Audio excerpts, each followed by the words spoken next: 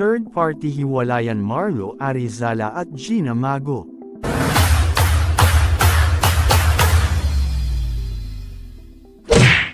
Inihayag ni Xander Arizala sa social media ang kanyang disappointment sa kanyang partner na si Gina Mago, dahil sa pahiwatig niyang nagloko ito sa kanilang relasyon.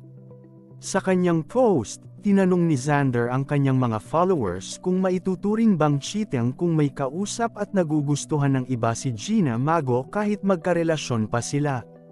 Cheat po ba tawag sa kayo pa pero may iba na siyang gusto at kinakausap at kahit may anak na kami mas pinili niya yung ibang tao kesa sa amin ang pamilya niya? Patanong na pahayag ni Xander Ford na kilala ring bilang si Xander Arizala. Nagbigay pa ng pahiwatig si Xander na ang taong nagugustuhan ngayon ng kanyang partner ay isa pa niyang kaibigan.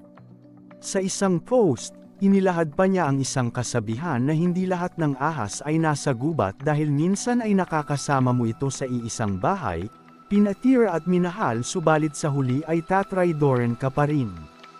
Bukod sa pagsasabing kaibigan, hindi naman nagbigay ng pangalan si Xander Arizala kung sino ang kanyang tinutukoy at hindi na rin niya ito pinangalanan. Humihiling din siya ng lakas sa Panginoon para matanggap niya ang nangyari sa relasyon nila ngayon ni Gina Mago. Ngayong nagkakalabuan na silang dalawa, hiniling rin ni Xander Arizala kay Gina na sana ay hindi nito itago sa kanya ang kanilang anak. Sa ngayon ay hindi pa naman nagbibigay ng pahayag si Gina Mago patungkol sa nangyari sa kanila ni Xander Arizala.